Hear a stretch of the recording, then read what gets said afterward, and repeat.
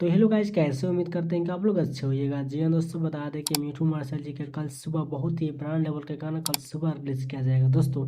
जी हाँ दोस्तों, अगर आप लोग भी मिठू मार्शल जी के फैन हैं तो सबसे पहले चैनल को सब्सक्राइब कर लीजिएगा कि आने वाला वीडियो आप तक पहुँच सके। जी हाँ दोस्तों, इस वीडियो को शुरू से अंत तक देखिए कि आपको फुल जानकारी हो सके दोस्तों। जी हाँ दोस्तों, इस वीडियो में मिठू मार्शल जी के ऊपर बातचीत किया जाएगा दोस्तों। तो चलिए स्टार्ट करते हैं।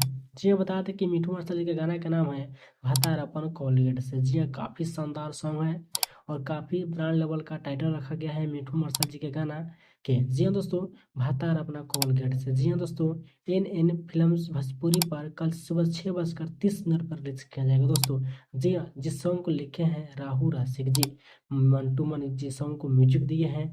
काफ़ी ब्रांड लेवल का गाना है। कल सुबह इंतजार करिए 6:30 पर एन भोजपुरी फिल्म्स के चैनल पर। जी हाँ दोस्तों, काफ़ी शानदार सॉन्ग मिठू मार्शल जी की आवाज़ में कल सुबह सुनने के लिए मिलेगा दोस्तों। तो चलिए मिलते हैं नेक्स्ट वीडियो में, तब तक के लिए बाय दोस्तों।